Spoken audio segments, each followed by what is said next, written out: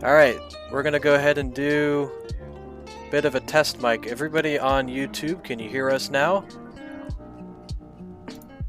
Let me just see if that's working. I think I have this down. Alright, we're gonna go ahead and do... Yep!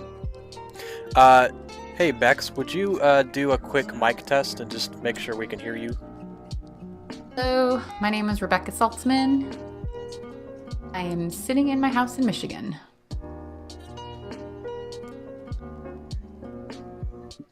Yep. Hey, Bex, would you do a quick mic test just to make sure? Okay, keep going. Yep, Okay. you're perfect. All right, cool. Well, let's go ahead and get started. So I'll switch over.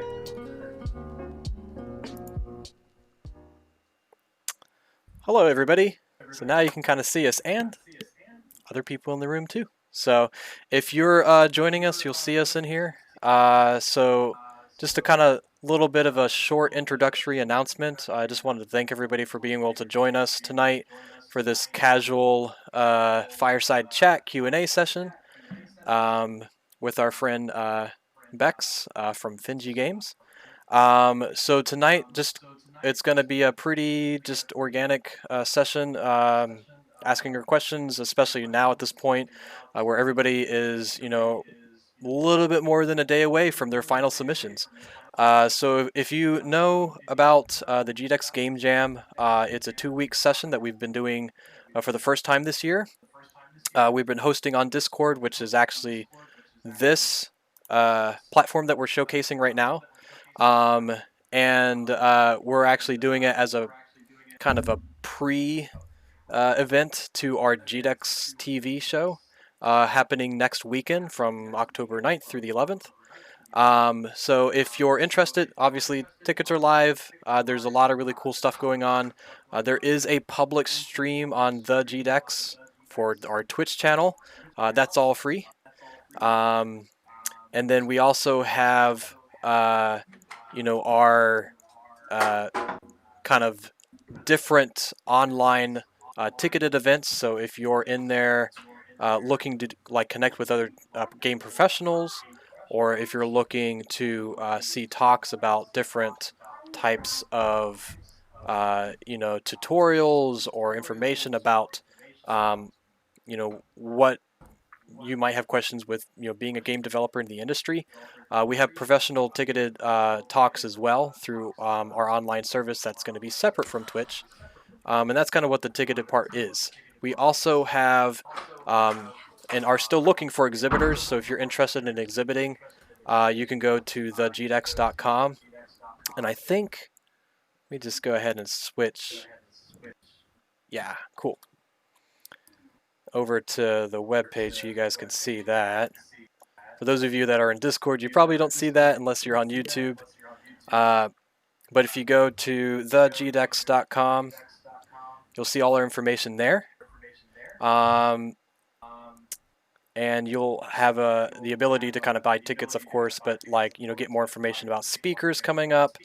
And then, of course, right now we're running a big event where if you're interested in winning a PS5 or Xbox Series X, we're doing a kind of promotional event there where you can join the email list and kind of get a chance to win one of the new consoles. So if that's your thing, check it out. Lots of fun there. And yeah. Um, so for a lot of us, we've been kind of going to itch.io and kind of submitting our games as we go. If you haven't submitted your games at this point, please do try to do that tonight, if not early tomorrow, just mainly so that you can get a chance to understand the process. We actually have quite a few of you here. 153 people have joined this jam this year, which is awesome. So far, we only have 8 entries, so I'm looking at you guys. If you have something that you need to submit, please do, because it's going to help us out in terms of any questions you might have through the process. And already we have a lot of really cool stuff being showcased. So congrats so far. I think this has been way, way above and beyond from what we actually were anticipating this year. And what you've been pouring out for the last 2 weeks has been just phenomenal. So, cool. And so what we'll go ahead and do now is I'm going to switch back over to our presentation. And what I'll go ahead and do is let Bex talk a little bit about herself and her experience and who she is. And then from there, we'll go through some of the questions you have. Hello. So, first, Any and all apologies. Pandemic working from home also means I've got two small children out there and two dogs who often come in and out, and that was Adam that was just behind me. Um, so if there's any interruptions, I apologize. I have a lot of small mammals running around this place. So yeah, my name is Becca Saltsman. Beck Saltsman online. People do call me Bex. I get asked that a lot. It's perfectly fine to call me that. Um, I am the co-founder and CEO of Finji. I co-founded Finji with my husband Adam. So Adam Atomic, Adam Saltzman. I'm married to him. We've been together for a really long time. Finji is both an independent development studio and an indie publisher. So we make games and publish games. And we're pretty low volume as far as publishing goes. We usually launch one a year, sometimes two at most, and oftentimes that second one is ours. We're based in Grand Rapids, Michigan. However, our staff is actually remote. So I do have a small local staff. There are two others here in town other than myself and Adam. I have staff in Pittsburgh, in Texas, in California, Washington.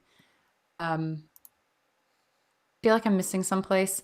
And then we do collaborate with people like obviously all over the world, both on our publishing side of things and internally. Like our animator on Overland is in Australia.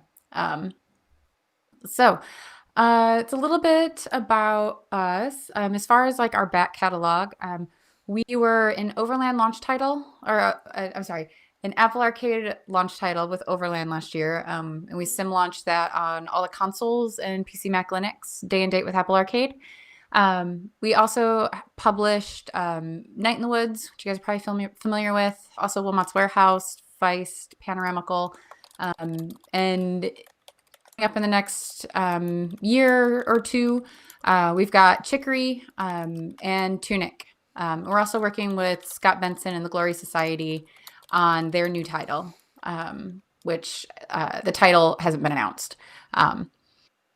So yeah, that's a little bit about us. Questions sort of about our history or anything, feel free to drop them into the Q&A area, and Wes will get those over to me. Yep. Yep.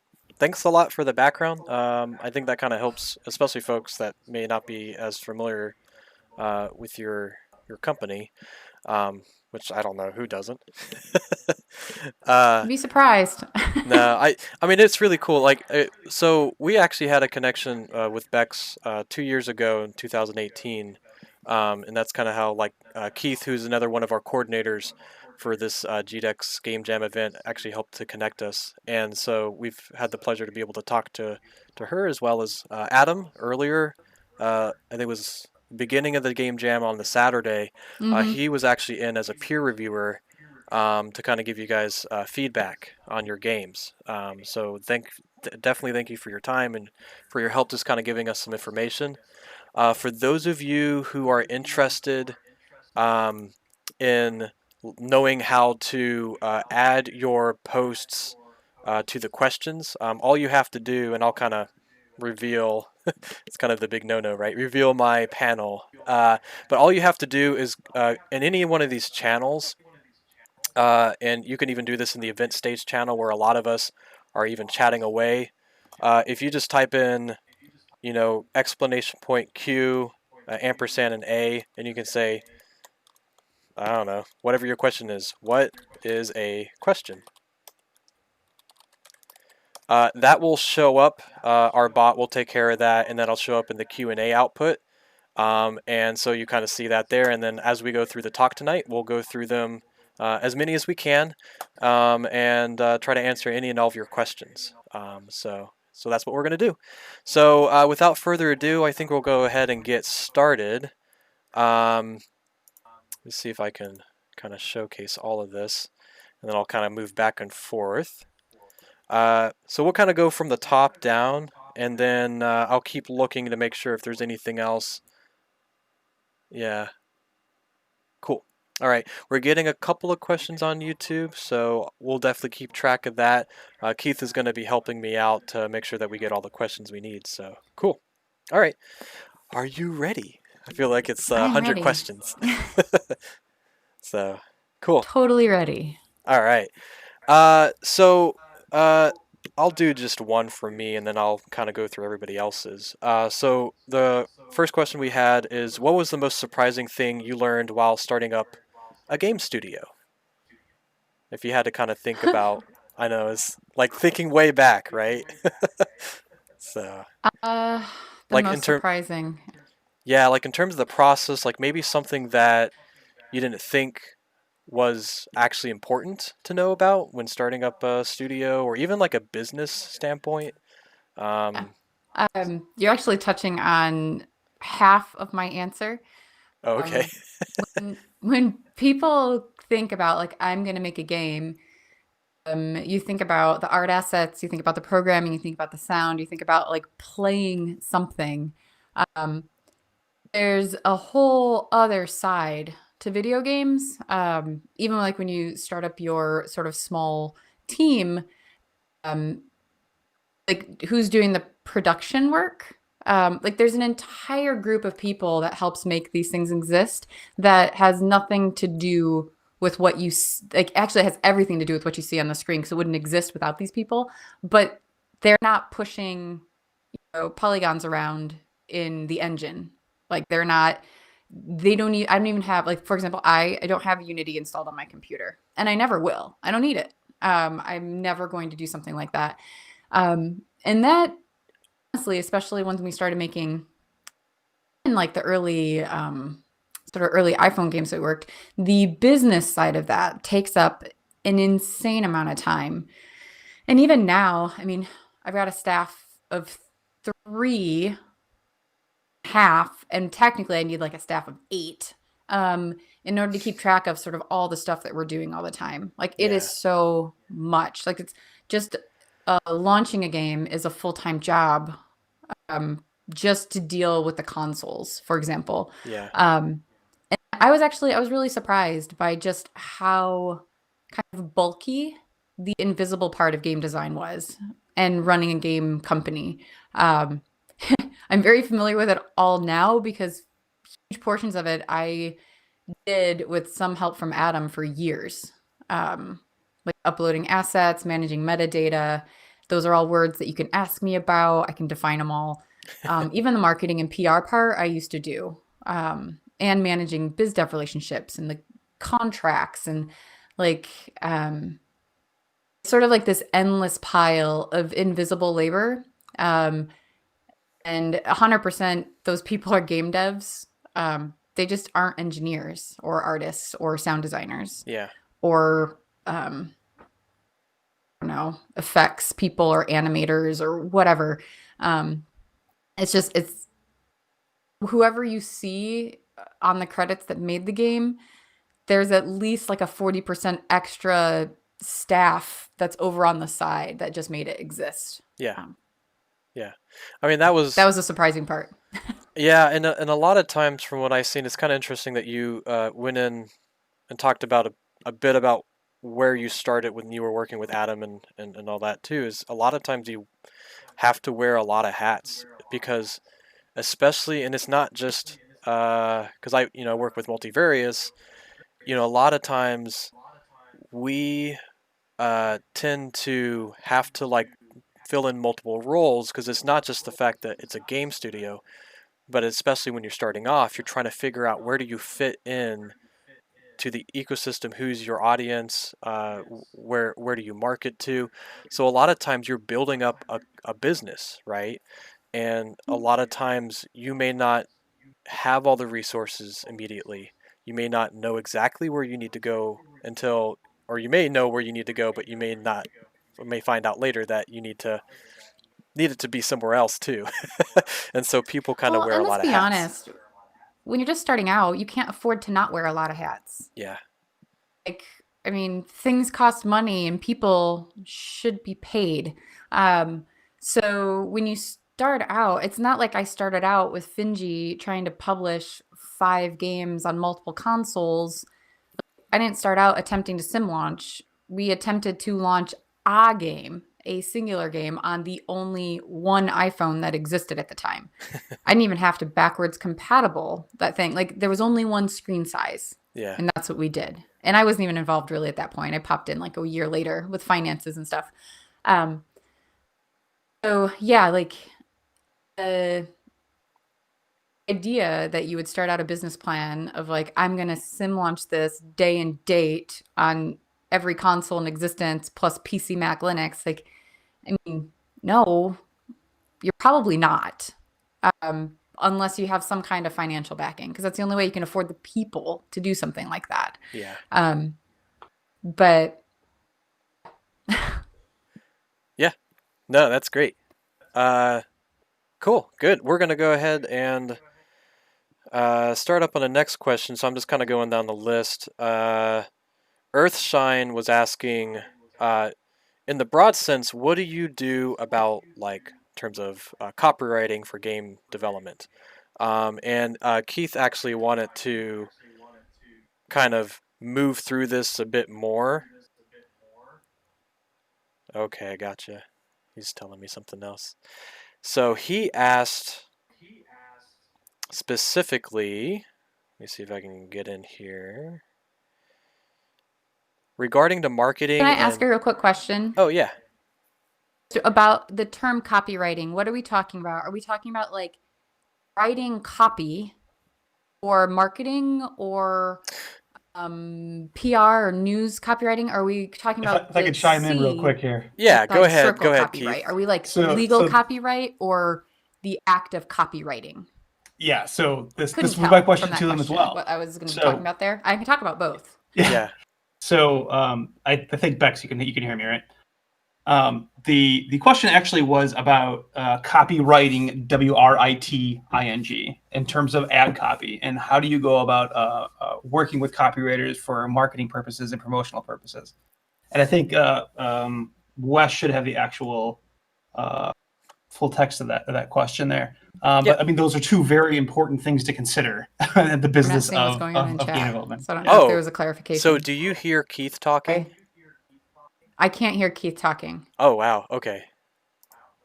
No, I'm like, I don't know what's going on there, but I can't hear Keith. That's interesting. I turn this way up. Maybe I can hear him. It might be like That's you. Keith, you're muted on me. Like, Now I am. yeah, it's weird because I could hear him clearly, so I didn't even know that. How about now? yeah, no. Can you hear him now? Wait. Go ahead, Keith. Can you hear me now? Can you hear me now? Can you hear me now? Can you hear me now? No, I don't hear Keith at all. No. No. Well, how about Can I you do pair- All right, this? let's try 'Cause this again. here, let me go ahead and ask the question that he had written, and maybe that might make more Okay, sense. perfect. Yeah, because he was telling me that because he had the same question when he read the question from Earthshine. He said regarding marketing and copywriting ads, do you hire someone to do it in house? And what are some of your thoughts, experiences, or tips on the subject of writing copy and managing a successful launch? So I think more of a marketing. Okay, so Yeah. we're in marketing, which slightly different from IP management, which I do both. So I didn't talk about kind of my background before I got into games. So my degree is in communication studies, basically useless, and that's fine. I do find media critique very interesting. However, what I went to school for was public relations, specifically media relations. So a lot of my early work experience was in writing press releases. I used to mostly in medical related stuff. So press releases, interviews, sort of small press conferences, public speaking. And that's kind of where I started. So when I transitioned over into technology, I actually was a technical writer. I taught myself how to do that at one of my jobs in my 20s, almost 40. So I've got years that I've like not been in the games industry. Mhm. So I sort of took everything I knew about sort of writing press releases, and writing press releases is kind of the idea of you are providing an article for a news outlet.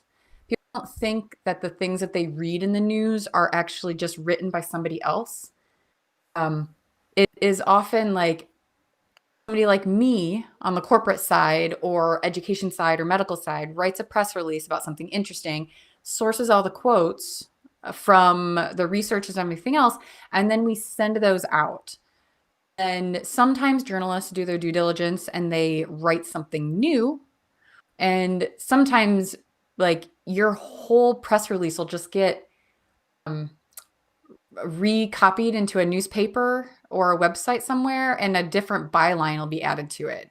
It's sort of like Oh, okay. very ugly underside, sort of, to some journalism. So when I Huh. did a internship at the University of Michigan Health System, I would write press releases, and then they would sort of be sent out. And the women I worked with were by far some of the most amazing sort of PR reps I've ever come in contact then and since over the last 20 years of my career. Um, they would just like they sort of taught me how to sort of build newsworthy articles to sort of send out. So when I write copy like I am pitching a story to somebody. Um, so there is like the standard, like, hey, you need a code for my game. And then there's, I'm showing up at an event and the press is going to be there. Here's all the cool different ways that what your interests are and how I can pitch a story to you. So come and interview us. Yeah. Makes any sense at all. But it involves just a ton of research. Like, you don't just sort of look at a press list, for example, and say, reach out to this person, email them this thing about coming to talk to you. Like, why? Why would they even read your email? They come and talk to you. Whereas, like, you can research basically everyone alive because of the internet. Hmm. And you can be like, oh, so this is a video blogger, and kind of no one on the team is super interested in the type of game we are, except like the camera guy is. You know who I'm going to email? I'm going to email the camera guy. Yeah. Hey, I know this is not usually the kind of stuff that you cover, but um, sort of, looked at the kind of games that you're interested in, and I think you'd like our thing. You want to come over and chat? Like, low stakes. You don't have to bring the people you're with. Just come over and check it out. Here's press technically doing videos. And often what ends up happening is they just bring the whole crew over. And they sort of see, when in the before times when there was a booth, they'd sort of see our booth and see that there's actually a lot of cool stuff there. And we can talk like about movies or whatever in our booth. Yeah. So that is the result of good copywriting. So when I write a press release, which I don't actually do that much anymore, Felix Kramer, who's at Lego Butts, and is also the producer on Tunic, now does most of my media relations because I just don't have time anymore. Hmm. Specifically, I have time to write. I don't have time to manage that press list. You write Yeah. several versions of a press release because not every single place should have the same one because they have different interests. They have different goals. Like, if you try to talk to a newspaper the same way you talk to a video blogger or a video reviewer, like, one's way old school. The other is like sort of, they want good visuals. Can you supply video? Is there an interview? Can we do some offsite like, it's just different constraints. Um, so yeah, that's kind of like my background is in this. But also, you anticipate that people have different interests and you do research, and it can be a lot of it. Vetting a press list, like if you go to PAX and get a press list, Hmm. that's like a 2 week long process. Yeah. You are watching YouTube videos, you're watching Twitch streams, you're checking their Twitter accounts. You're like looking up to see if they wrote something in their high school newspaper. Like, that's the kind of crud that comes up sometimes when you research people. And all of it's kind of useful because you can sort of see the type of things they're interested in. And most importantly, are they interested in you, Yeah. thing that you're making? Well, I guess that brings up another question that I kind of wanted to tie a lot of this into. Because I'm looking on YouTube, there's Shield Generator, he was asking like, what is the game producer's starter pack?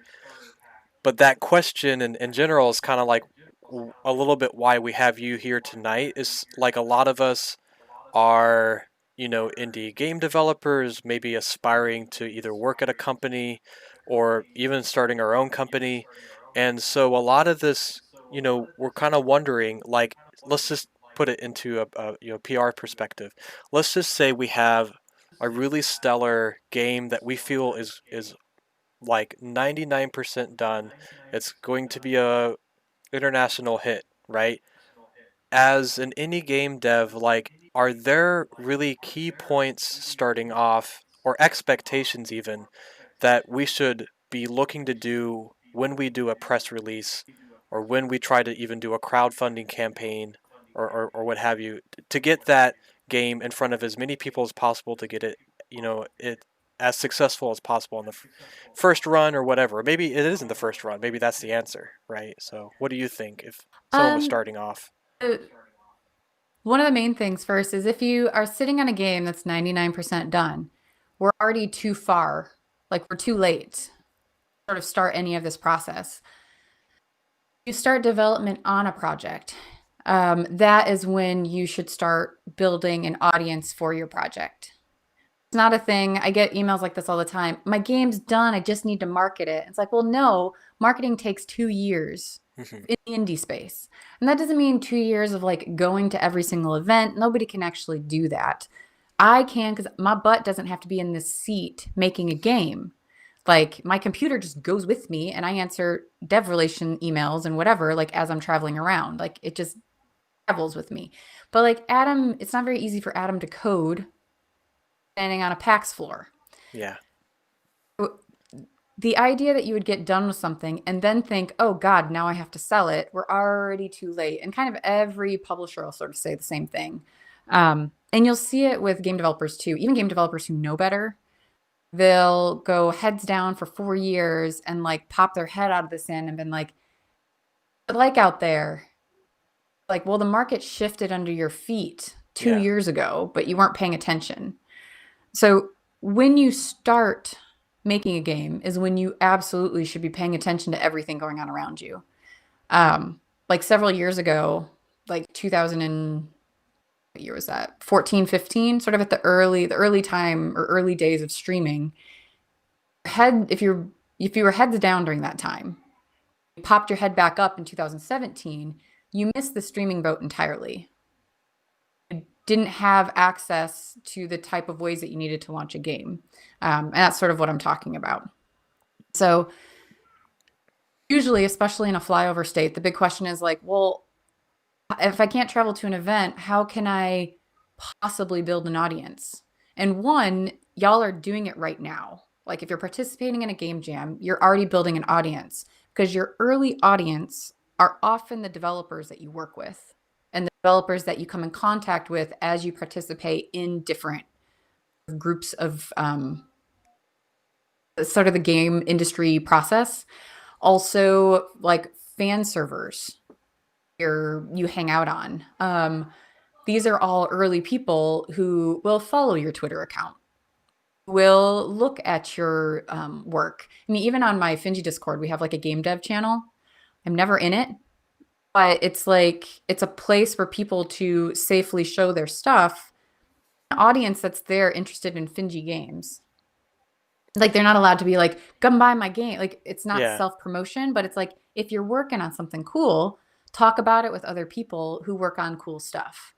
I mean, that Um, that's definitely something I've seen, I don't know, almost 10 years since the first console wars, so to speak, is that especially in the indie game developer space, like it's just almost required to have a community that you're talking about, especially when I think about how a lot of the fan base of your game kind of harks back from, especially if you talk about millennials, harks back to when they played games growing up, or even their parents, and they just want to see what it's like to make a game, or what goes into the game that they're making, and be a part of that process. It's like kind of a win-win because one, you get to build this social capital, and then also you get your potential players to come in and kind of give you some feedback as you're building it and get to see it evolve. Mm-hmm. Because that was one of the biggest things I remember listening to when I was watching kind of like a Double Fine. They had their documentary for a while. Is that it's almost like you're not building a game. That you 100% know what it's going to be like. Your team isn't necessarily know what that is. It's actually the players that will interpret it, and really that's the game it's going to end up being, which is interesting to think about it that way. When it's like you have a very clear vision of what this is going to be, but it's really about how players will take it and evolve it and transform it to make it into something hopefully even much cooler than what it ever could have been just by yourselves. So um, That idea is actually the same thing when you're a game developer. It's not how much information necessarily that you put out there. It's that the information you're putting out there is interesting to a community that you're developing locally, because it's not you're not the one that's going to be spreading. Like, I don't market Finji. I do give tools for other people to market Finji. My fans tools to share things that they love. You are providing content for people to share.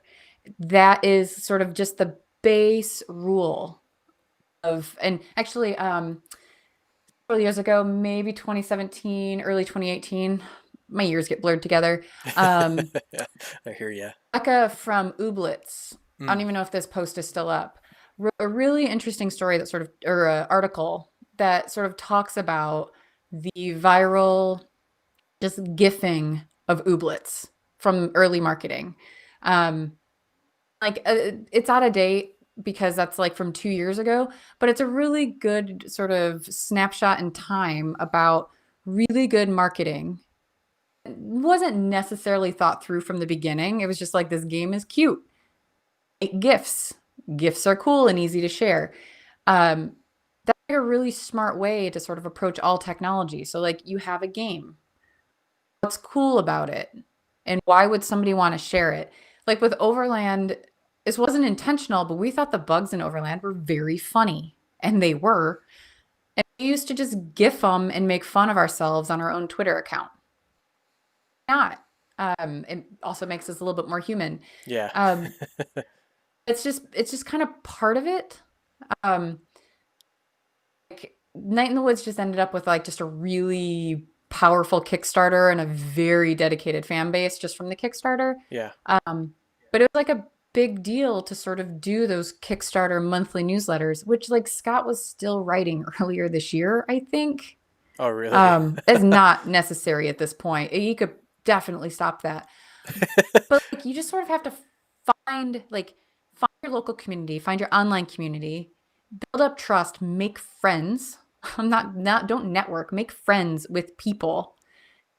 Then like share little bits of stuff. Like my early followers were all indie devs on Twitter. Who the hell would know who I was? Like when I first started out, I was Adam's wife. Most of them didn't even know my name. Just Adam's wife, Adam Atomic's wife. Or I was Becca Atomic. I didn't even know what my last name was. Was like, that was the early part of Twitter for me. Going into my first GDC talk, I only had like 400 Twitter followers. Like, I don't know why people follow me, to be fair. I still can't figure it out. Probably like dog pictures and stories about my kids. I don't know. It's a big thing. But apparently, it's like, it's grassroots. I mean, my first GDC talk was like 5 years ago. It's 2015. So like, that's when I started gaining Twitter followers, and I'm not even at 7,000 yet. And that's fine. It has to be. But if you're going to be in the indie space, there's a certain amount of somebody on your game has to be a person, like public. Yeah. Really hard if none of you want to be that person, but kind of somebody has to be. Somebody has to, or the game has to be, and it has to have sort of a personality. Yeah. And that's just sort of part of it. Yeah, Stinks. I'm not gonna lie. it's That like stinks. what separates it, especially nowadays where, anything and everything has been done. Everything has been designed, everything has been created. It's a challenge to kind of weed through a lot of the games out there, and there's a lot of really, really good games out there now. So yeah, you have to kind of figure out a way, like you said, either it's maybe someone who is the front-facing kind of identity, or maybe it's just a really good IP that kind of works out.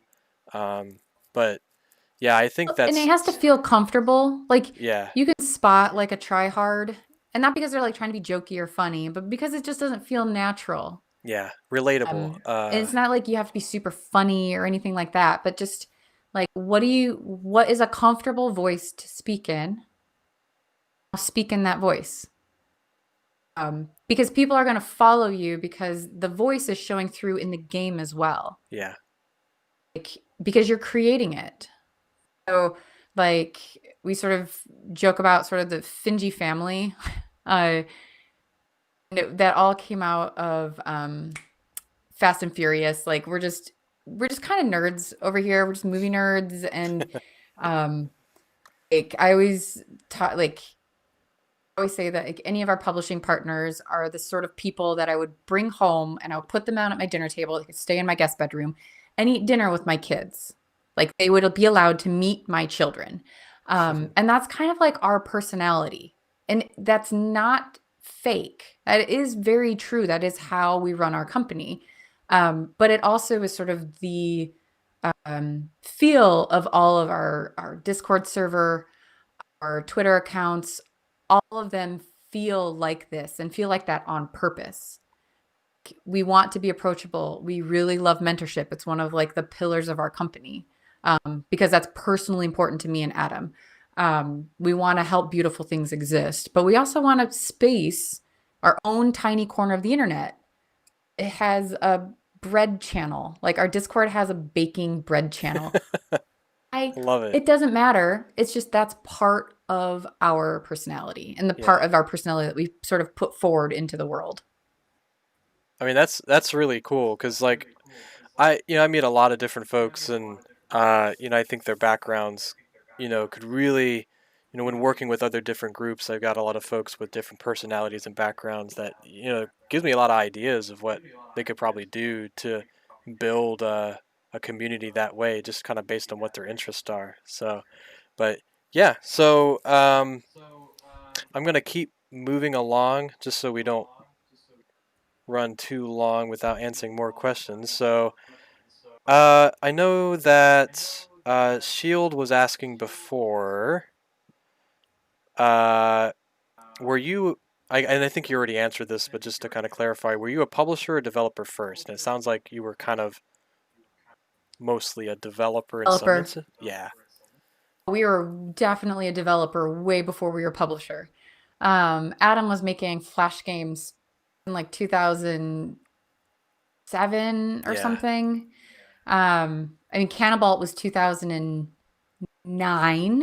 Yeah, because Wordle was 2008. Cannibal was 2009. There's a canceled game in there. Hundreds took years, but that was 2013 we launched it. In there were a couple like the Hunger Games iOS like turnkey advertising thing. We also did the Old Spice Dikembe Mutombo. oh yeah, This is somewhere in there. We published Steambirds in Aquaria on iOS. yeah, That was because we had it, like we were already iOS devs, yeah, and it was really easy just to add somebody else's game. Like the publishing was very publishing light. It was like with Aquaria, like the team just didn't want to run an iOS store yeah, at all. Because like that team, they weren't even a real company. They were like collaborators. yeah, And then it's kind of same for Steambirds back in the day. Steambirds eventually became part of Dan Cook's company. I can't remember what company is called, but it eventually got transferred out when the IP changed hands. But like just doing the math on that, like Hundreds came out in 2013. We didn't even announce Finji until 2014.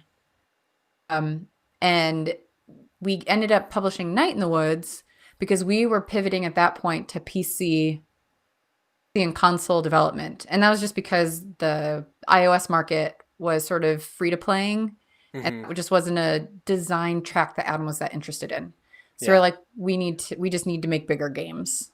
And then, yeah, the Night in the Woods kickstarted, and that team also did not a real company, just collaborators. And it's really hard to sign console contracts. Um, who's going to sign that? Who's going to manage it forever? And Adam and I had to. So we just sort of fell into publishing. We had already done like publishing light. Um, we've always been a developer first. Like most of our staff is development staff. Um, Yeah. Probably 60-40 at this point. Um, so yeah, we just make stuff.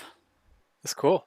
Yeah. I mean, it's kind of interesting. I definitely get a lot of those kind of vibes with, other game companies that I've seen start up in the Midwest and with multivarious. And it's just, you kind of get to a point where it's like, you can kind of see, ways to kind of help push, projects, and kind of being a part of that is kind of like all ships, float.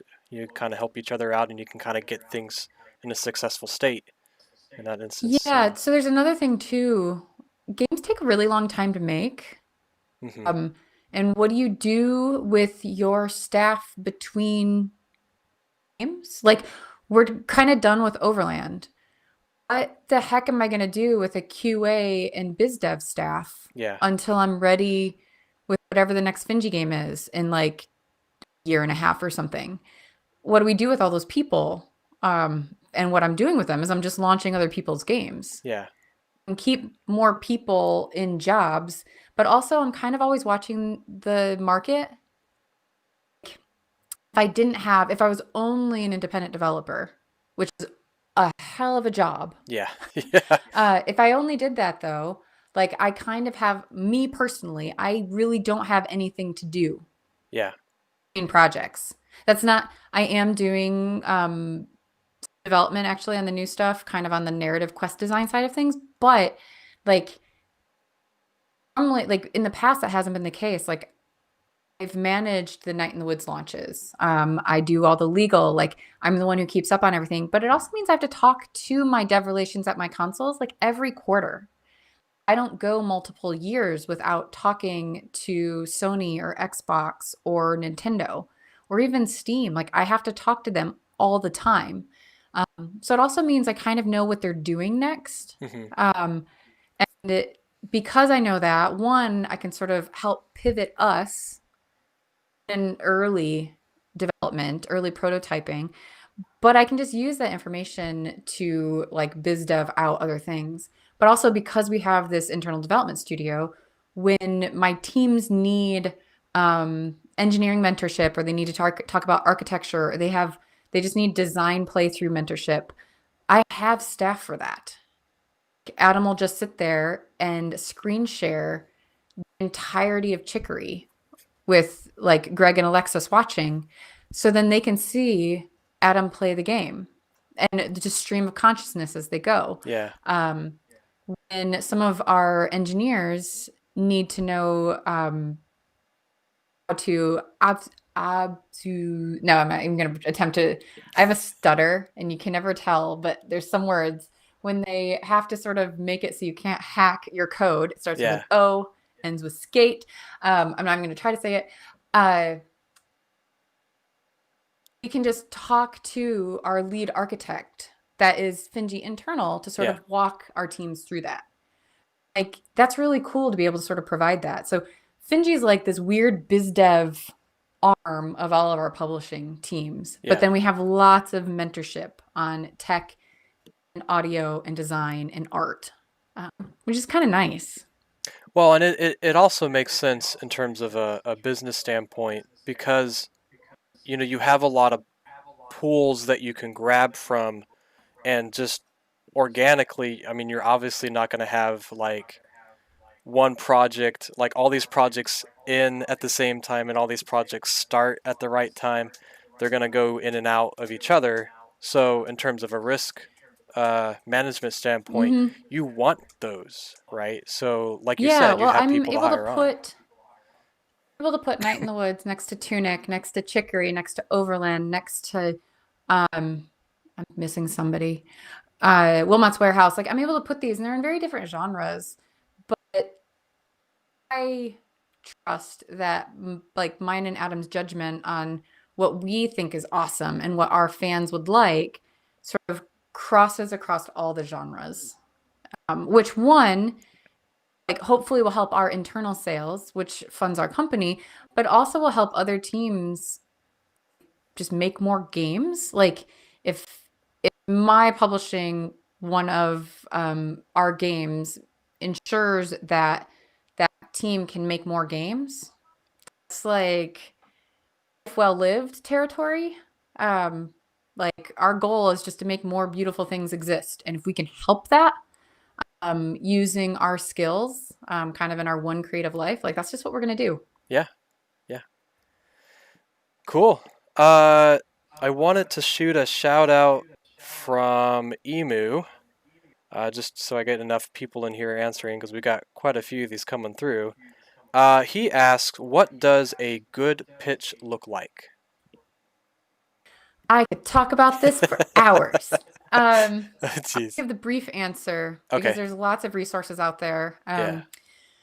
Uh, for me, if I'm prepping a pitch, and that's what I base all of my information on, is me as a developer, if I'm going to create a pitch for something, or if I need one to go talk to somebody else, um, depending, and this depends also on genre. So if you're in strategy, my answer is slightly different because your vertical slice looks different. Basically, I want a vertical slice. I want at least 15 minutes of gameplay. And I would really like that to be representative of what it will probably look like.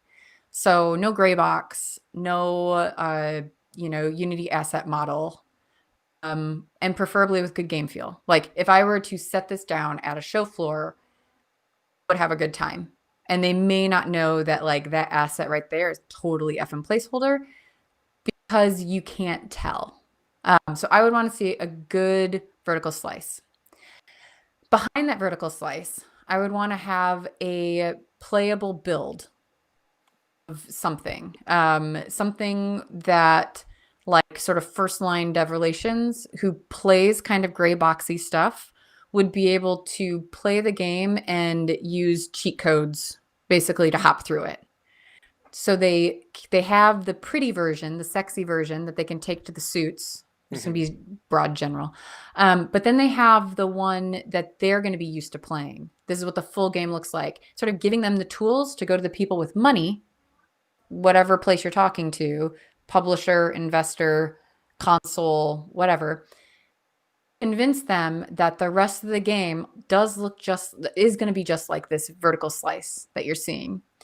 You need key art, you need title treatment. So key art's kind of a weird term.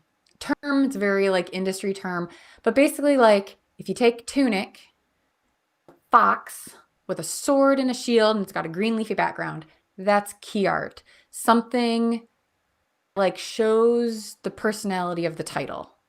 And that it changes like wildly depending on the type of game it is.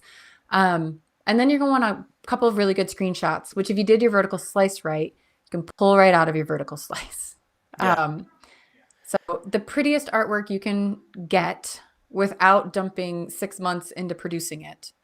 I mean, Slice, a build that you can give to somebody who's used to playing like sort of broken gray box stuff. And then like a PDF, we usually build them in the Mac version of PowerPoint. I can't remember what that one's called. Or we build it in Google Docs. We export it to a PDF because their dev relations is probably going to have to print it and like hand it out in paper to people. So yeah, we don't put a lot of movable stuff in our pitch decks. We'll sometimes put together like an audio playlist or we'll put together a mood board depending on who we're talking to. But all that's because we have it internally anyways. Now your vertical slice would change depending on genre, like I mentioned. And in strategy, you can sort of forego a lot of the sexy. What's important with strategy is the systems. Good key art systems. But like if you don't have the art in a sort of vertical slice or like final art, or you have art but no animation, that is completely forgivable in strategy. Like you're making a narrative adventure game and there's no narrative or the narrative stinks, like that's you probably need to work on that. Yeah. So yeah, across all of ours, like Overland was like getting in and out of the maps, but it wasn't super pretty until like that last year. Night in the Woods, you just ran around town and went on full missions, and you kind of can't tell the original vertical slice demo from the final game. Even running on a totally different like Yarn wasn't like the text engine. It wasn't Yeah. even running on that at that point. Hmm. Tunic, a lot of sword fighty. Like you need a sword, a shield, a stick, and you're running through like all of these are very different genres. But Yeah. and all of them we always had like the extra that we could show.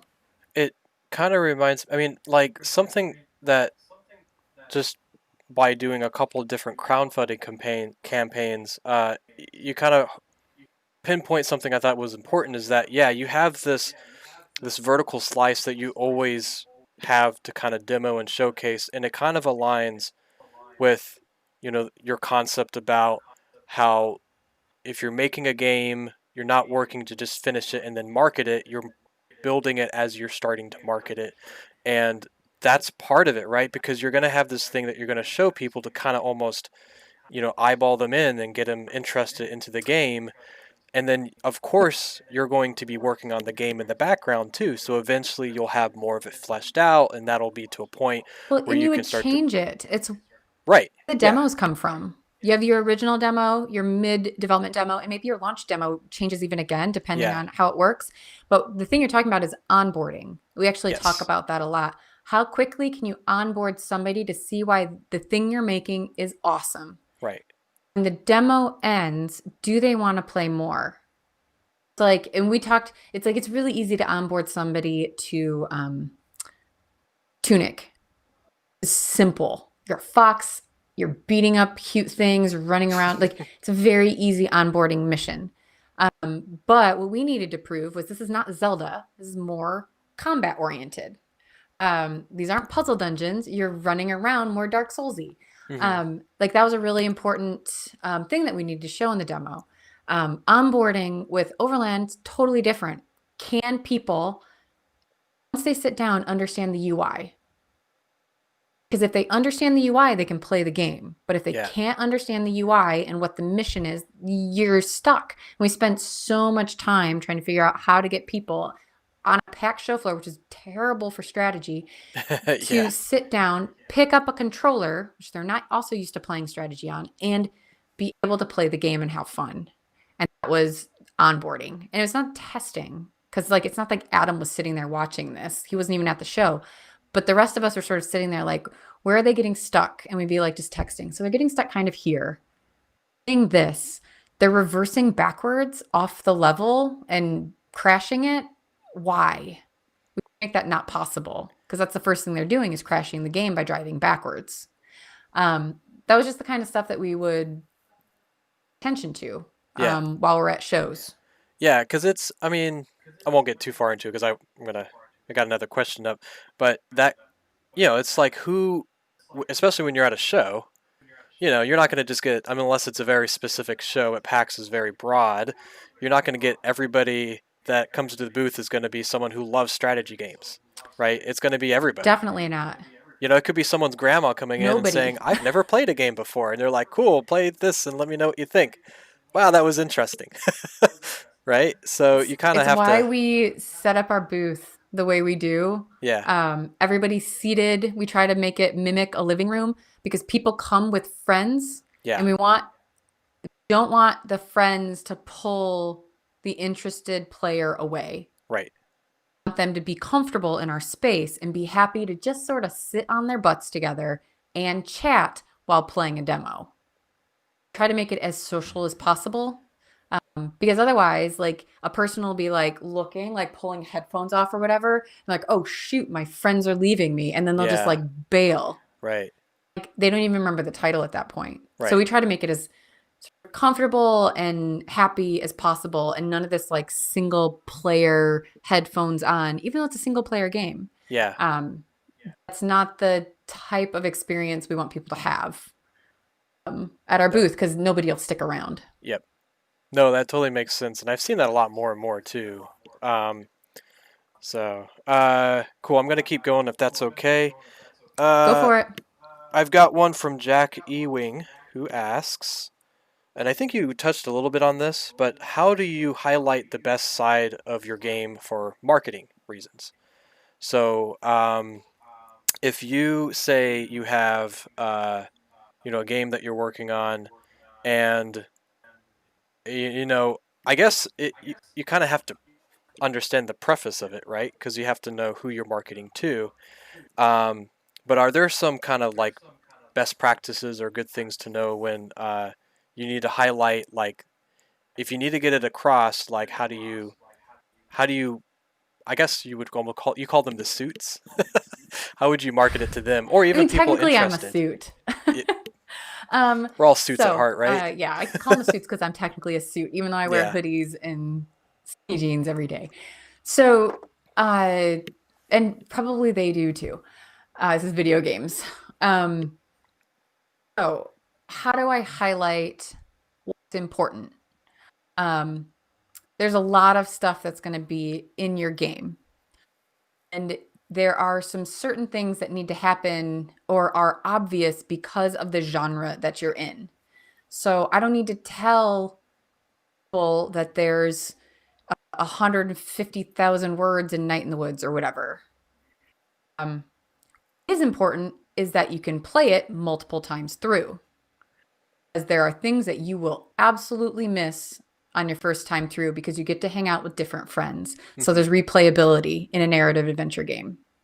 Um, every single level in Overland is going to be procedurally generated. Is permadeath, but you are never going to be playing the same levels twice, including the people are going to be randomly generated with different backstories. Like these are features of your game specifically and not just the genre. So you sort of take what are the features of the genre and how is my game, or if you're indie, sometimes three genres that for some reason you thought was a great idea to squish together. How did you take those things and make them interesting for your game? And that's kind of where we start. And we just keep honing them. Our tagline almost always, barring like maybe one or two examples, is the way it was described to us from somebody else.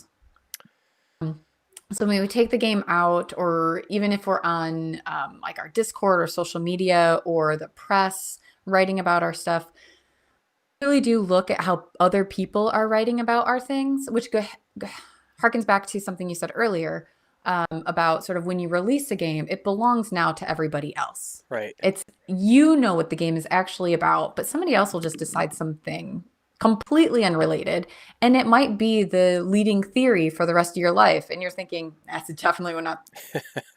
I didn't think that far in advance. Yeah. I just thought it was cool, and you seem to think there's some social like commentary. It was all about aliens.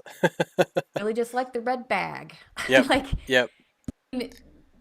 there's a lot of stuff because the internet's the internet. Yeah.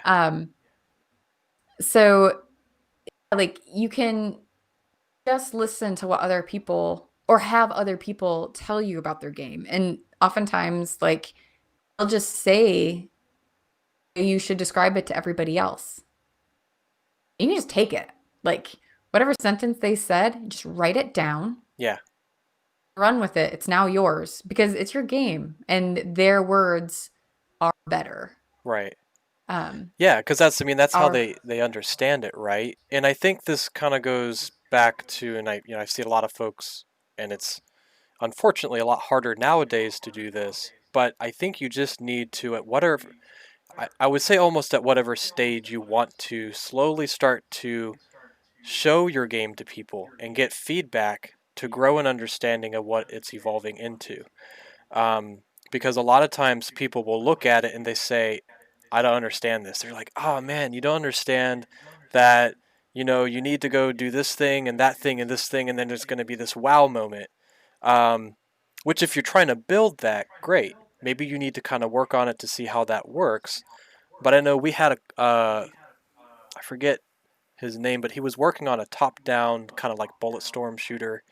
And me personally, I don't play those games a lot. They give me a lot of anxiety. I feel like I'm going to die every second. And I told him that. I said, these aren't normally my games. I said, but one of his goals was, I want to make a game that you, as a beginner in this kind of genre, can play and pick up really easily, but also support people who have been playing bullet storms for a long time to be also challenged and interested as well. I said that's a really interesting, uh, you know, design. And I gave him a lot of different types of feedback, and he's like, "Oh, okay, that's really interesting," because to him, it's very obvious different mechanics in a bullet storm that I may not be privy to, that I thought was very fascinating. That he, said maybe we can make that more clear. So I think that's a lot of the things that I would say is, especially if you want to know what you're marketing to and what the best side is, like you said, in some instance, uh, just play back on what people are saying about the game. Put it out in front of folks, get feedback. That's like one of the most Just important talk to people things. about it. Like Right. asking somebody to like, well, tell me what you think, what you're thinking as you play. And a lot of times, like, I'm here for questions as you're playing. Let me know if you have any questions or comments or whatever. Usually, what comes out of that, giving people permission to sort of pause, look up at you, and then say something, Hmm. like that's often where sort of the gems come from. Or they finish the demo and they stand up, and then you're like, "So, tell me about it," and then they will tell you what kind of genre it is in their own words, which is really interesting because, like, I would never use roguelike in a sentence, and I never have. Um, but I would talk all around it. Like, I don't play them, Hmm. what they are. If I am going to a show, for example, and I need to explain what a roguelike is to somebody, I don't use that term.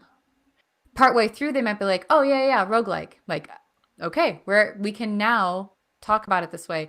But if you have to learn how to explain things that are obvious to the gamers or whatever, Yeah. like you end up coming up with lots of interesting ways to describe your own games Yeah. uh, with words that are actual English. Yeah. No. And Not to knock our industry or whatever, but the acronyms suck. Nobody knows what that shit means, and I have to look them all up all the time. Excuse right. me, YouTube, I just cursed. So, like, Oh. how to describe your games using real words. And it's useful because what ends up happening is like your marketing bullet points come out of that. Yeah. Start using descriptive language to talk about the cool stuff in our game instead of somebody else's. Well, and I think that's a lot of things too. Is that a lot of folks, like I was mentioning before, we've got a saturated market of some really good games.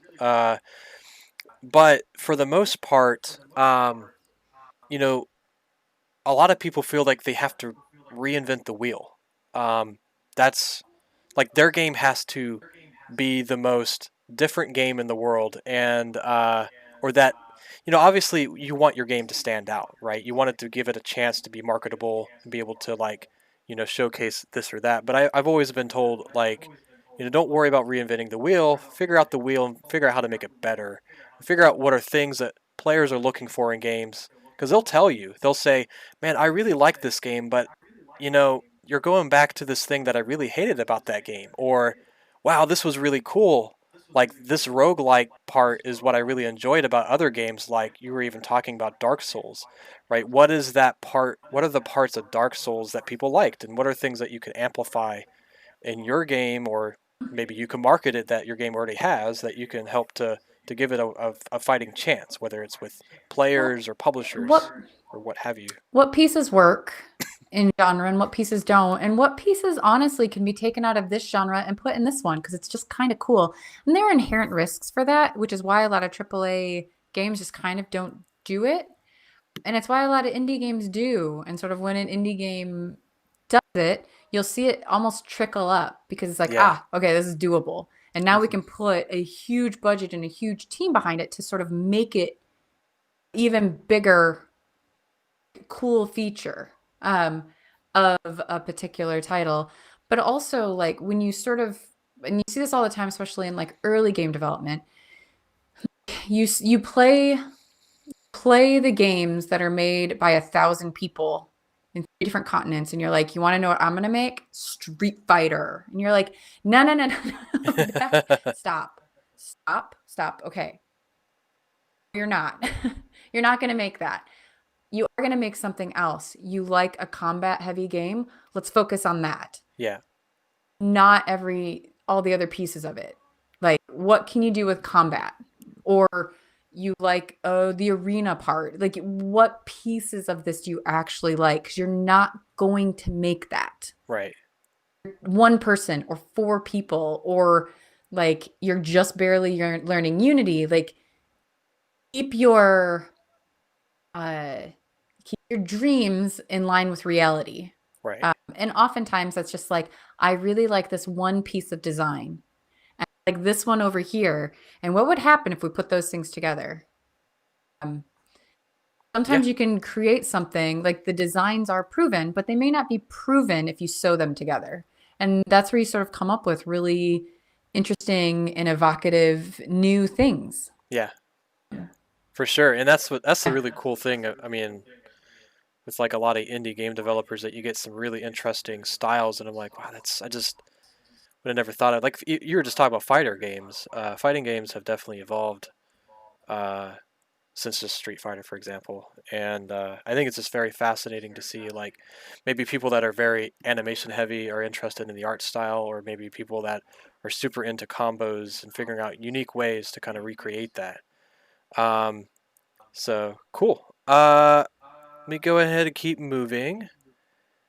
So we've got Som, SOMN. Uh, he or she asks, or they, how do you pitch yourself as a publisher to a studio that might be looking at multiple publishers? So I guess this is more, we went from the small indie idea to a larger concept where maybe I don't know if this is even a consideration of what your company might be doing, but if you wanted to, as a publisher, go to a bigger publisher, I don't know, something like a Activision or EA or something like that. If you were to do that, what would you probably keep in Um, mind? I do have to pitch to quote unquote bigger publishers. Like technically Nintendo Right. and Yeah. Xbox Yep. and Sony, those are publishers. They're just very like it's a sort of a different definition of that now. Right. So I prep the same sort of pitch deck and all of those, like the same. If I were a normal independent developer, I am pitching to Devolver, for example, or Right. Annapurna. If I were going to pitch to them, I would be preparing the exact same information. Okay. Have my vertical slice. I would have my full build. I would have a very sexy pitch deck, um, and key art. Like it would all. I would have that same package, and I would have my budget. Like all of those things, I would have sitting around to pitch to them. I take that exact same thing as somebody who makes games, and I take those to Sony and Xbox and Nintendo, and all of them. They're not the exact same pitch deck because each one of those platforms has different goals, different types of games that they're interested in. Their user base has different motivations. Like a good old example is, Xbox had You're right. Mixer support. So how would you take a game or the game that you're pitching to them and use the Mixer functionality? And that could be like a whole page in your pitch deck. I wouldn't put that in Nintendo's pitch deck. No. That's crazy. It's dumb. Like they're like exact opposite ends of the spectrum on streaming, especially like 2 years ago. So yeah, that's how I would do it. I would have the same information And I do. I have all of these things sitting around right now for kind of all of my titles. Um, and I go through the same motions as if somebody was pitching to me, or I needed to get my games published by somebody else or invested by somebody. Like, I have the same information. The documents I'm preparing are the same documents you should be preparing, if that makes sense. Yeah. Yeah. Outcome might be different because what I'm trying to get when I talk to one of the consoles is like a co-marketing agreement or something. Like, I'm like, do I want to be an Xbox console launch exclusive? Do I want to be a X series exclusive or a PS5 exclusive, or back in the day PS4 party exclusive, or whatever thing is currently going on. Apple Arcade launch title. Like, those are all Yeah. things that I would have a pitch deck for. I would present it to the suits, well, dev relations, and then the Yeah. suits. Well, that kind of harks back to what you were saying before, is that you're not just going to like necessarily cold turkey your pitch deck to, someone that, could, you said like a bigger publisher like Nintendo or whatever, and to say, hey, what do you think of this? You're periodically like checking in with them and kind of seeing what's going on in their atmosphere, getting to really know them, because if you can That get interested in them, they feels can get though interested with really you. like I do that, but that's because I've been doing that now. I've been building up those relationships for 5 years. It is going to be hard at first. Like, as a new independent developer, it is Yeah. going to be hard at first to get those same contacts. Right. I already do it. It's very easy for me to send an email. But like me 5 years ago, that was not the case at all. And we're kind of in this weird transition time right now where it's like you used to be able to do this by just like attending events, Right. saying, hi, How my you name doing? is whatever. Yeah. Or reaching out to developers that you know are at the event, meeting them, and then like this might like building up a relationship with them and then getting an intro. Like, so much of the industry does work on introductions, which is why like having a network of game developers that you're friends with, there's a reason a lot of us friends, aside from nobody in our families understands what we're doing.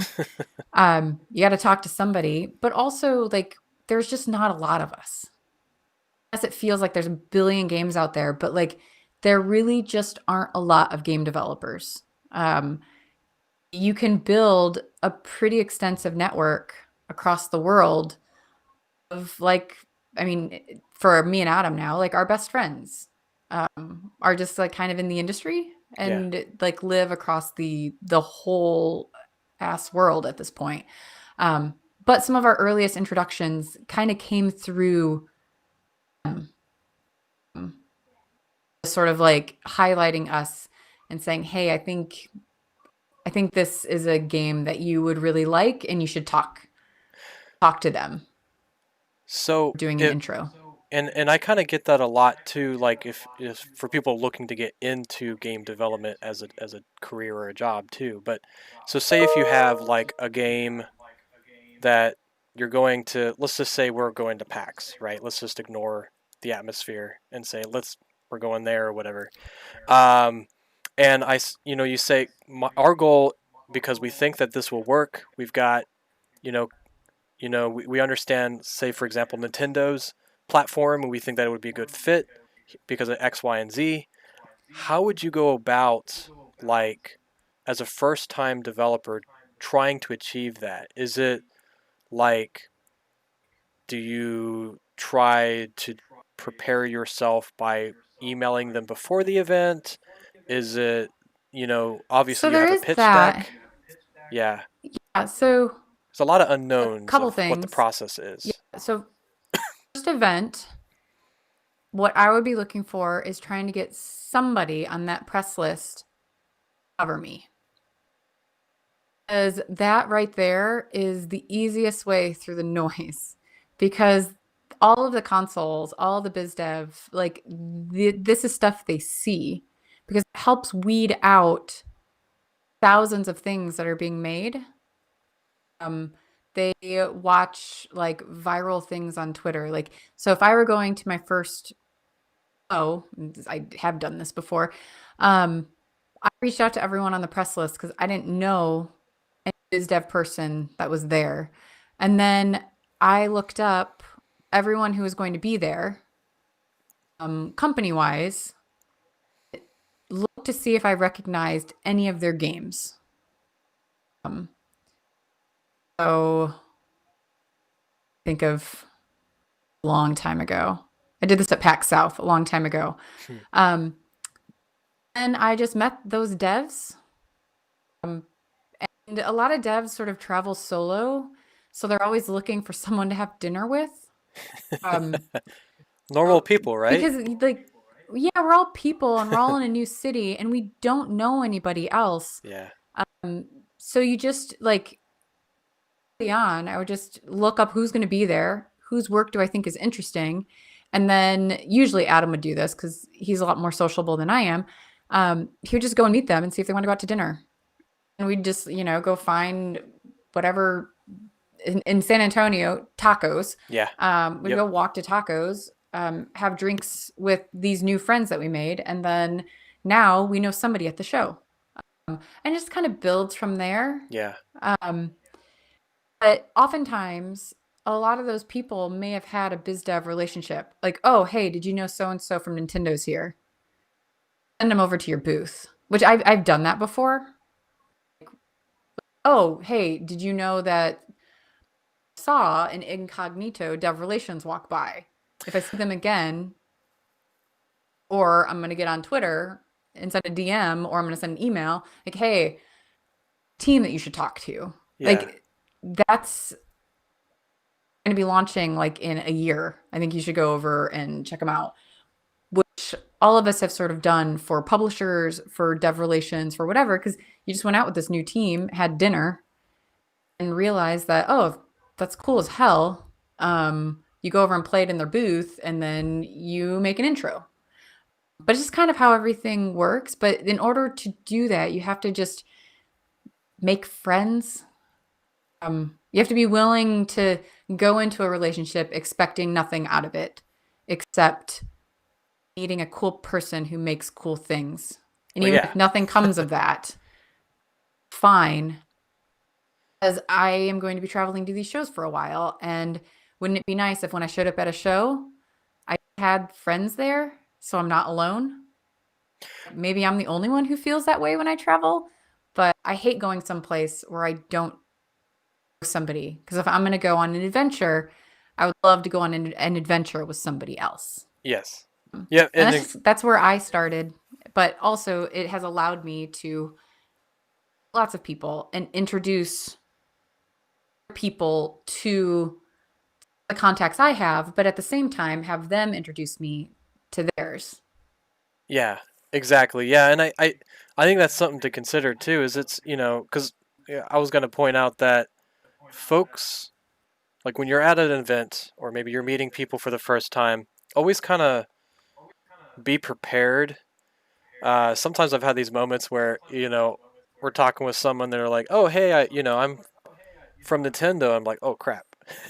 But in some instance, like you should always kind of be talking to people in a way where they're all in it kind of just like you. Like you think that the industry is such a neat uh, organization where you can meet cool people that do cool things and make awesome stuff. And in some instance, we're all kind of in the same boat. Um, so like run with that, like have fun with it. Tell people why you're making a game like you do. Because they want to know why they want to play it. They want to know why they're interested in it. And but also like, get to know them and like you said, build a friend, like a network of friends, right? Not just business people. Because at the end of the day, those are going to be longer lasting. They're going to be more interesting. They're going to take you further, anyways. And you're going to learn a lot more too, right? And I think that's kind of one of the big things is like, especially in the beginning, you're kind of like all these folks and organizations that you really aspire to be are approachable through time and through, you know, creating different networks and friendships. It probably won't happen immediately, uh, but you go to enough of them, and then you just find some people that are obviously just interested in the same things you are, right? And I think that's the coolest thing. It's almost like being in the game industry is just like hanging out with some really cool friends that do cool stuff, right? But they happen to be able to do it for a living, right? So, and I think Uh, that's the big a thing thing too. that people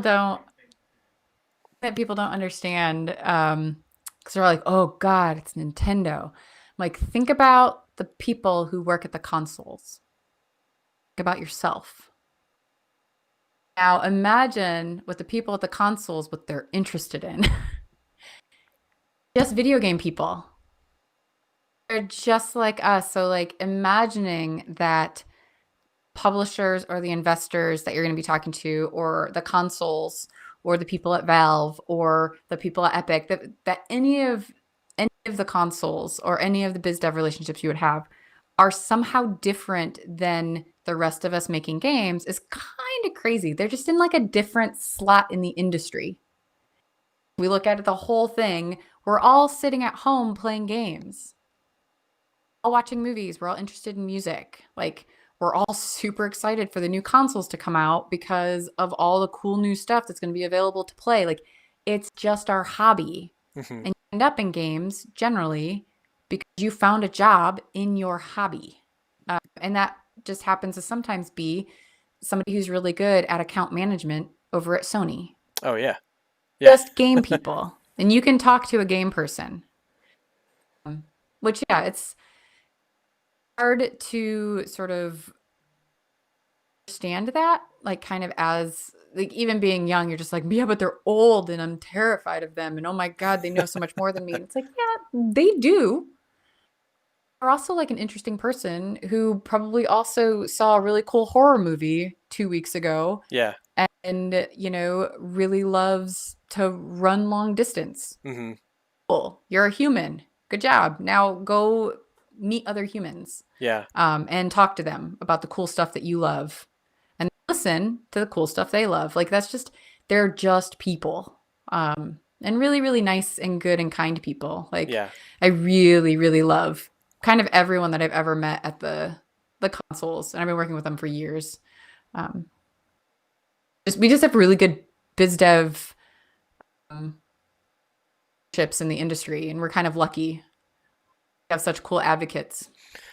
Well, and that goes to show too. Like game developers want to work with other cool game developers, right? So keep that in mind when like you're working with people and you're being conscious of that. Is it's more enjoyable, it's more effective to work with someone who's likable, who's just a little bit more relaxing to work with. So yeah, I totally get that. I mean, that's a lot of different industries too, but especially like when you're working on a game for 4 years, you want to make sure that you know whoever you're working with is going to be able to figure out how to get through the stressful times as well as the good times. So um, I think I'm going to go ahead and answer a couple more questions, and then we'll probably wrap up soon. But I wanted to ask, uh, let's do a new person. So let's say, how does age or growing older play in this field?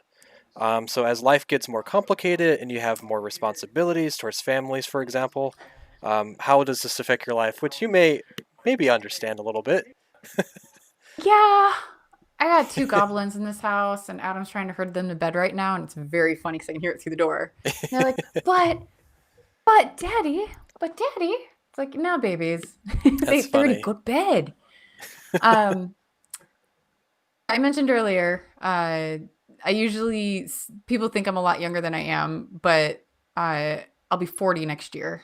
Um, and I had a whole different career through my 20s. Like, I didn't even get into games until like, 2008 or 2009. Yeah. I went to my first GDC as Adam's wife in 2009.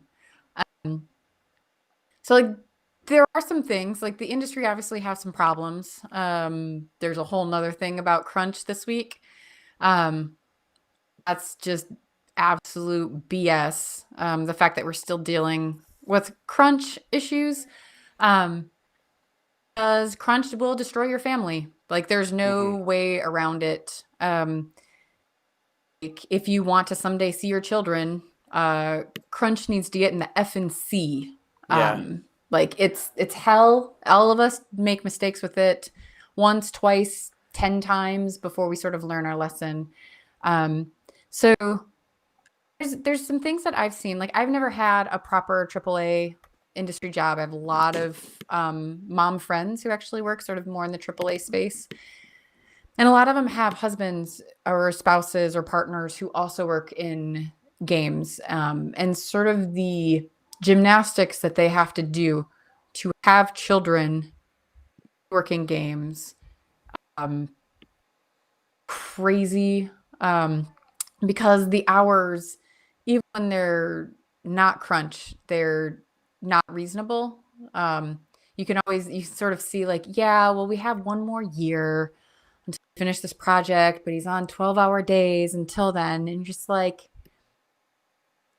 that sucks. And Yeah. that's like a reckoning that our industry is just going to have. So like getting older usually means getting kids, getting a partner or Right. something. Like that's the implication of growing up.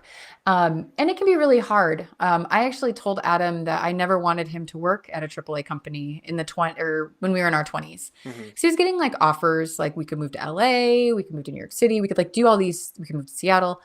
Um, this was right around the time of like the blog EA Spouse, I think. Like the if you guys are oldies, y'all remember that. But Yeah. EA Spouse was like sort of leaking all the information about like husbands being gone and sleeping on their desks. I just remember reading all this. And Adam's dream was to work for Retro in Austin. And I was like, man, signing up for that. Adam and I have been together a really long time, since we were 16 and 17. So um, we like graduated from college at the same time and moved to Austin in 2004. So it was pretty hard to sort of come to terms with that. Yeah. And Adam actually ended up in regular uh, software, like software programming, and then sort of fell into the Flash scene in the mid 2000s. It was because I couldn't imagine that life for me as a non game development spouse. I was like, and I didn't even want kids at that point. I was just like, I married you so I could see you. Um, That's kind of part of the package, isn't it? yeah, like a lot of companies that are doing things right. And it is getting better every year. Like the industry that I came into and the industry that it is now are very different, especially in terms of quality of life. Yeah. And I can only see it just sort of getting better. Hopefully, God, it can't get any worse than what it was. Um, so usually find out, especially if you're getting a job locally, or your local industries, or sort of reaching out to local cities and their meetup groups. Like, um, I mean, gosh, even on my like mom groups, and like people are sort of looking at like, well, I have a friend who's like looking to change jobs because this is happening. Um, and the networks are there to be like, this company has really bad crunch, Yeah. or this happened on their last project, but only one of the two projects that was active had like really bad hours. And like that information is kind of all out there, depending on the sort of communities that you make friends in. Um, so if you're indie, all that's on you. And a lot of indies are really terrible about hours. I've always felt very weird about game jams because, especially like short ones, like you have 2 days to make a game. It's like, Yeah. that's just teaching crunch. I'm really glad that they've gone to these like 2 or 3 week jams because now people have to fit that into their life because you can make a game Right. 3 weeks, like a game jam game, and you're conscious of the kind of hours you're putting into it. So you don't teach yourself that crunch is okay. Right. Um, Well, it's a as you get older, you have less tolerate bullshit less, I guess, because you Yeah. just don't have time for it. Um, any time that we have to put in extra hours is uh, awful over here. And Adam and I have a very clear conversation because it can only be one or the other. Like if we're doing a week sprint, it can't be both of us week sprinting. 'Cause somebody's got to be there, Yeah. like making sure the house doesn't fall apart. Well, that's important because it's quality of life, right? And I think that especially, I think that there's this hidden, like, I have to work as hard as I can in order to get into the industry, um, which, in some instance, I would say probably people did, right? But I think to your point, that horizon is changing. People are starting to understand that that's not how you should live your life. You should really, take time for yourself and mental, uh, your mental Well, capacity is at risk, right? burnout's real Yeah, and burnout's hellish. Like I have burned out right. before, and it was a really rough 3 months of trying to get like my life back together. And it wasn't even because I was really crunching exactly. I was trying to tell a friend, this was earlier this year, like my life always feels like crunch. Not because I'm working more than like 35 hours a week, but because when you have Finji, which I'm responsible for, and you have my children, Hmm. which each one is a full-time job, Oh yeah, and you have like a future that we're planning for, and you have the house, like I don't have a time when I'm not highly scheduled. right. And that's fine. I signed up for it. But like if people are like, well, how much are you working? And I'm like, well, start work the second I get out of bed in the morning by taking the dogs outside, and I work until the second I go to bed at night, but I'm not on my computer. Yeah, Your life workload is part of crunch, and you have to kind of be aware of that. And it took me burning out on both to realize like I can't work more than like 30 hours a week if I'm also, for example, running virtual school all day long, plus raising two puppies and launching games. Like you have to understand that each part of your life is going to contribute to how overwhelmed you are, um, and balance that appropriately. yeah, And like I am lucky, I can only work 30 hours a week. It's 30 really good hours. And sometimes I do have to bump that up. But if I bump it up, Adam has to, like, if I'm working here, Adam's over here doing kids yeah. because I'm sure as hell not. Uh, Well, you can't. That's the that's all those the are balance. resources you have, right? And that's I think. Well, I'm just saying, like there's and I totally understand that too, because I think one of the things that I think folks can keep in mind, and there might be a variance of different opinion on this, but if you do continue to push your resources outside your limits, and maybe you don't know what that is yet, especially if you're starting off, or if you are just Mhm. getting into college or just got out of college and you're trying to figure out how much you can do, which for me was a big question.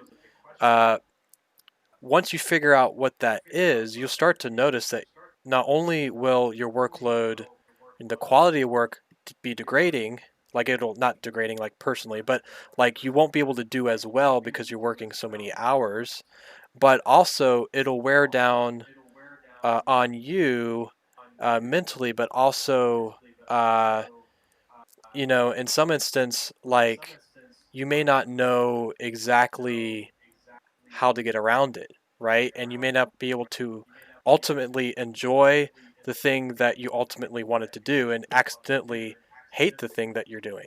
And I think that for me was like always my fear is like, what if you get into games and you do it so much and it's not exactly Yeah. what you wanted? Like, you don't want that, right? And I think What an that, absolute travesty. Like, yeah, you burn out like your interest in games.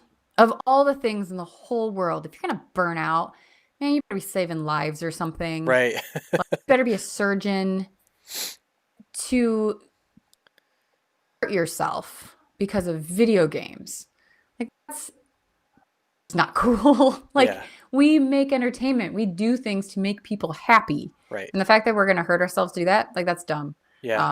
I did find my limit very, very early. I hadn't guessed I was a bit of an overachiever in high school and in college. Yep. Surprise, surprise, I'm one of those. And like, it took a semester of me failing anatomy, nearly failing physiology because I was pre-med. I was a head cheerleading coach. I was on the University of Michigan rowing team, and I worked 35 hours a week while taking like 19 like heavy science classes.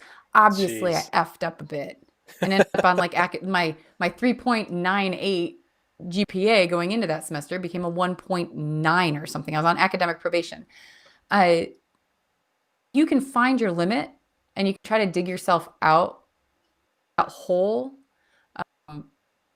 or you can like use every bit of like connection and network you can to just never be in the situation where you have to find that limit. And that's hard in the video game industry because you're looking, you're like, I just need that job. Yeah.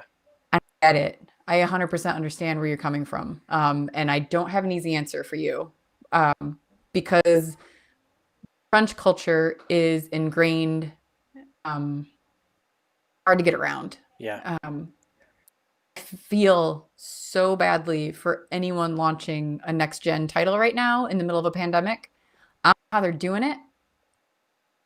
I'm not doing it. I could barely do like Adam could barely do like 10 to 15 hours a week when this shit started in March, when the Yeah. kids just were home all the time, because he could come off his projects and I couldn't because of all the stuff I was negotiating and Yeah. planning.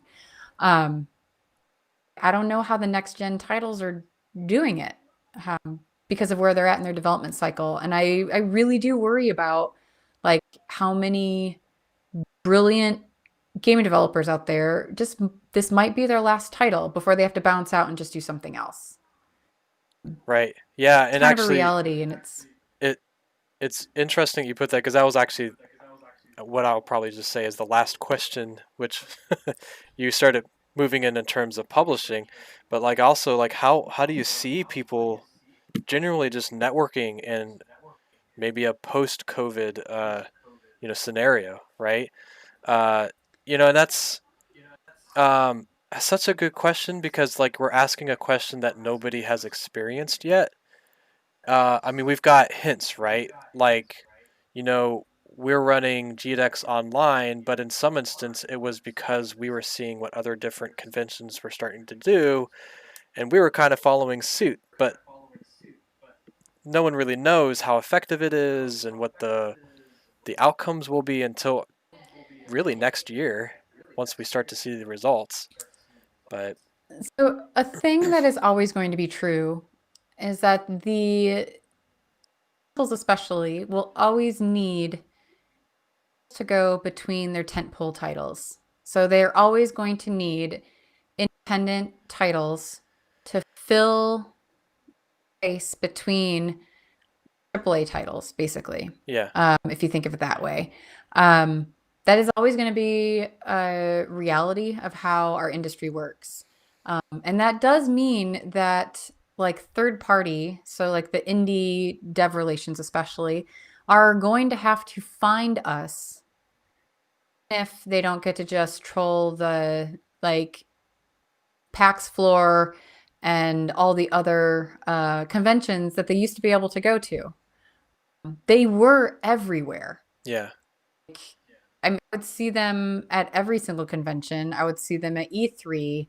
Um, there was even like they were paying attention even to the GDEX stuff when I was there because it was technically the same weekend as BlizzCon or something, but hmm like aware of all of these things going on.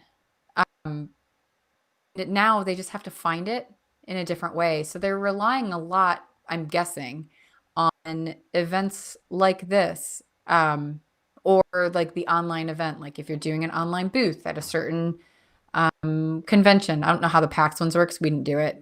We just did talks for it. But like we did do the Indie Arena booths for Gamescom, oh which is yeah, really interesting. And I ran demos on Steam. Like there's the Steam demo days. Like I know for a fact, like Dev Relations and a lot of other investor stuff, they were just playing games through the entirety of the demo event.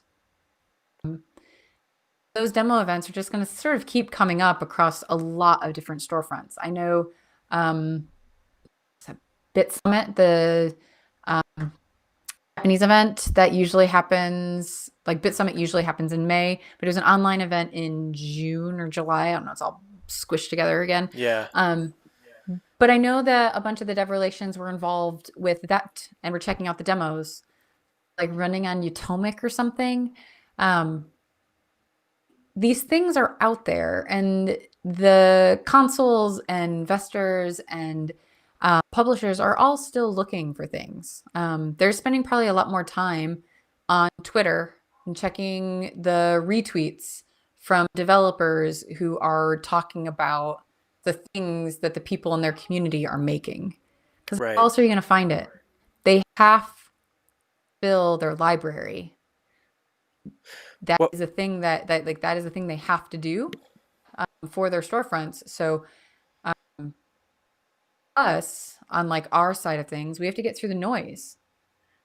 If you don't have a direct contact to them, how do you get noticed? How do you get seen? Knowing that they are looking. yeah, It's and not, it maybe won't fall into their inbox, but they are looking. well, and that's something I was kind of thinking about as well is like all of these like network connections online that were always been there, right? I think from what I've seen or what I can interpret in some instances, naturally, they're just going to be more utilized. Maybe they're going to be more bolstered. Like you said, like Steam has always had an ability to host, games online, uh, but now it's just being used more. And so I guess, Yeah. And Steam's been doing, I think it's really interesting. Steam's been doing the event takeovers. yeah, Um, so they had done it with Ludonarracon, yeah, which I think is a really cool way to sort of highlight a lot of the narrative adventure games, but also the talks going on with it. yep, I went to that And one. It was then, good.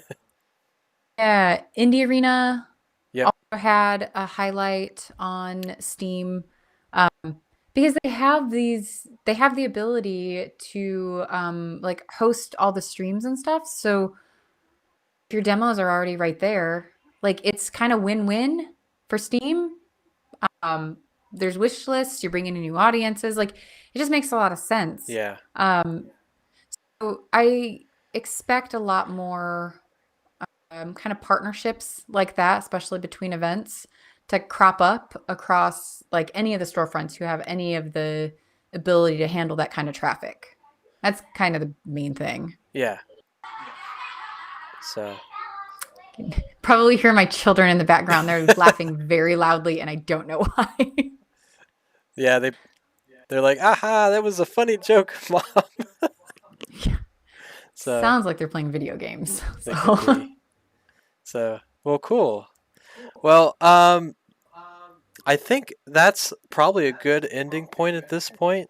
I think that, given the chance, we could probably go on for another couple more hours, but I kind of want to keep this short and concise in some instance, so you can also go back to, I guess, suppose your family with your kids playing video games or laughing at something. yeah, it's 8:57. It's Yeah, 27 minutes after their bedtime. I don't know what's right. going on out there. So, but yeah, so let me go ahead. I think we stopped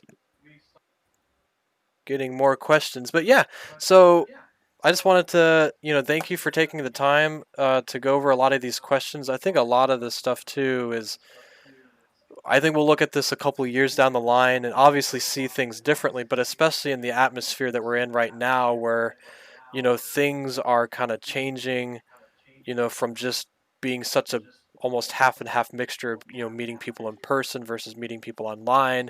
And what does that mean is a really neat thing that I think will start to really unravel as we start to move beyond this into the next couple of years even more dynamically than it has been in the last couple of years.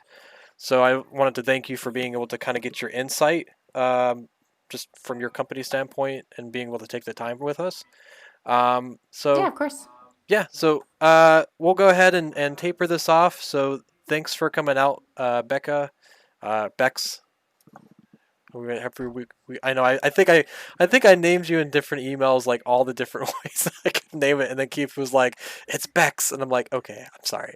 I'll say Bex." So Totally fine. As long yeah, as Becky doesn't come across, and even yes. then, I'll just politely correct you. Uh, The polite would be never again. So, but Done it yeah, so many times, I'm very polite at this point. cool. Jimmy was a lot shittier about it. Yeah, I had a friend that his name was Benjamin, and he said, "Never call me Ben." I'm like, "Why?" He says, "Just never call me Ben." I'm like, "Okay, never do it again." So, but yeah, so this was a lot of fun. So I would probably say if people want to get in contact with you with more questions, how would they be able to reach out to you? What would be the easiest way um, for Uh, you? Two ways. Actually, no, I'm going to give you three in order of how likely it is that I will answer. Okay. If you send me an email, good luck. Yeah. So I am on my Finji Discord kind of all the time, just because I have it on my phone. So if you reach out there, you usually will you'll find not just me, but also Adam. A lot of our Finji staff are on there, but also like several of our sort of developers from other our games that we publish. And also, weirdly, other independent developers in the industry are sort of like a lot of them are incognito in our Discord just because it's safe for Yeah. people to hang out. So you can find the address to that. It's just in our Finjico. That's Finjico Twitter bio. You can join our community or not, but I'm always in there. So it's easy to sort of get a hold of me. Um, are weird, but if somebody sees it, somebody Keith knows this, but they'll like highlight it, like, "Hey, Beck, there's some questions going on over in super off topic for you. Just a heads up." Or you can DM me; it's fine. Second most likely way for me to respond is actually Twitter DMs. Weirdly, I may not see it right away because it comes through on the like approve the messages thing, but I usually answer Twitter DMs, and if it's appropriate to answer it there, I will, or I'll punch it to email is where everything goes to die, but I do eventually respond. Yeah. If it requires something that's lengthy, like not just conversation, Yeah. it goes into email. And that you can send it to hello@finji.co, and that just comes right into my inbox. Main ways, but I'm on Discord all the time because it's my Discord, so I just get to hang out in there. Well, and and that's something that's interesting too. I mean, I've been part of the Finji Discourse since you guys have come to GDEX, and I got to learn more about the company than just some of the games that you work with. And I will say that one of like yours and a couple other different Discords, that a lot of them I do crowdfunding with. Visit them. It's really cool. So I mean, yes, you can talk to Bex and her team and everything is really great family, right? But it's also really cool. They do a lot of really cool promotional things. I get a chance to like get to talk to devs and talk to a lot of different people and interests. Like you said, even having a cooking channel, a cooking well, yeah, literally a cooking channel, right, or a baking channel. So they have a lot of cool stuff Our over there. Discord's ridiculous. Yeah, I'm not gonna lie. it. People come in, they're like, "What the hell's going on here?" I'm like, "I don't know. It's fine." Yeah, I'll work to get that. I think you said your link is on the Twitter handler, your Twitter Yeah. Our Twitter description. bio just has the permalink is just in it. So Okay. I can't remember it. It's just Finjico, but Discord, whatever Yeah. Finjico is what it is. But I can never remember that. So I just, when I need to, I just like copy it out Yeah, of the yeah, Twitter yeah. bio. So So I'll post that in our Discord if you guys want to be a part of that. I highly suggest going there. It's a really cool community. And then yeah, if you need to reach out, let her know. Otherwise, yeah, just thanks for coming out. Thanks for everybody in the audience being able to make it out. I will leave you guys back to it. I'm pretty sure a lot of you may be staying up a little bit later to kind of finish a couple of things. So I appreciate everybody taking their time to kind of come out and get to chat with us and ask some questions. We'll be around. Tomorrow's going to be a big day. So if make sure to get sleep, make sure to take breaks. I know that there's a lot being pushed through, but as I like to say, it is just games. Have fun with it. This is an enjoyable learning experience, and we'll be around to help. So myself and Tom and Keith have been around all week. So if you have any questions at all, we're here to help you. Um, and just as well, we'll be kind of like poking in tomorrow. I'll be there starting at noon throughout basically till midnight, just making sure everybody's got what they need. But if you get a chance to upload your file, even if it's unfinished, do that as soon as you can. And then just have fun. This will be a really neat experience, and then we'll have a big hurrah on Sunday. We'll do a live stream, which I'm going to post a YouTube channel on that, just to kind of go through everybody's work so far, or get through as many as we can because there's so many of you. And yeah, just have a lot of fun, kind of tapering it off. So, but yeah, we'll move through the end and just kind of wish everybody a good night. And if nothing else, thanks everybody and have a good one.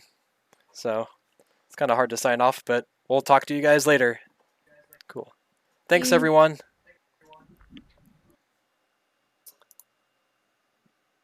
All right.